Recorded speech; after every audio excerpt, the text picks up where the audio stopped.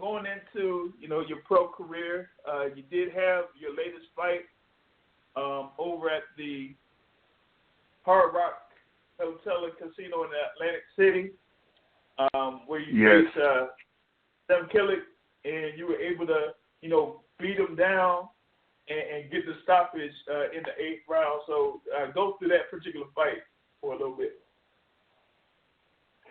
Well, going into that fight, a lot of the boxing analysts had him beat me, and even on the betting odds, they had him up on the betting odds. So, I like challenges like that though, because it makes me go in there and giving my all. And from watching him, I just already knew. I was like, man, I can beat this dude. Like, I wasn't too worried about it, because I knew what I'm capable of, even if other people don't see it. And for my prior fights, like, I have the mindset where if the job requires a screwdriver, why pull out my hammer? I don't have to show everybody everything I can do, every time I fight. So it's a lot that people haven't seen and still haven't seen thus far with the boxing. Yeah. Yep. And like you said, man, you didn't have to pull out a hammer when you could, have a flat head or a flathead screwdriver or something, or a Phillips screwdriver to pull out on them. And, you were able to showcase your skills there against Kilic.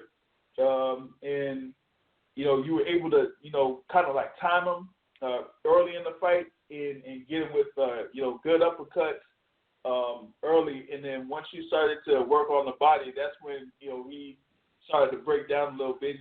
And Brady McGurk said, and Brady McGurk said, yo, that's enough, man, that's enough. And he started to fight. Because it was like I was whitewashing him. It was like he wasn't doing that. He wasn't answering to nothing. And the crazy part is I was just doing the same thing. Like, because I have in my head, like, if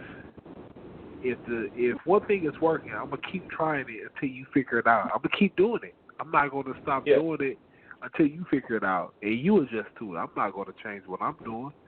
So when it's crazy. Game plan going into the fight was to box him and move, but right before I'm warming up, and one of my coaches is like, hey, Steven, I was watching him again, and I feel like you can catch him with the uppercut or the uppercut to the body, like uppercut to the chin, uppercut to the body. I was like, yeah, okay, got you. And I just was doing what the coach told me to do. Yep. And it was working, and the guy didn't adjust to it. So, that was his fault, and I prevailed with it. Yep. Now, at that particular time, live, I had caught the tail end of that fight to where you did get that stoppage victory. But we visited, and I see that you were there. Even though at times you were right in front of him, you were still moving your head and giving him different looks, so that once he did start an initial punch, you weren't there in front of him, but you were there to kind of respond with those counters.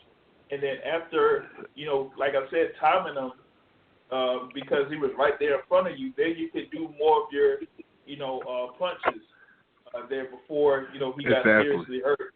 You ended up, getting the stoppage there.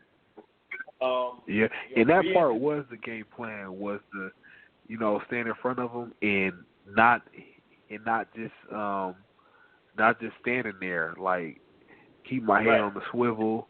And because I seen that he was flat-footed, and everybody that he beat some other guys that were undefeated and good fighters. But because he was fighting his fight, it was just standing there and trying to fight him in the pocket. I'm like, you know what? I'm gonna hit him and move. Yep. Now, with Kilic there, they were saying that he had been a in the in the gym with like a lot of notable fighters, you know, over the course of, you know, the past few years, like Miguel Cotto among others. But you know, you were still able to use your skill in order to, you know, get the best of them in that particular fight and end up winning that NABO super middleweight championship.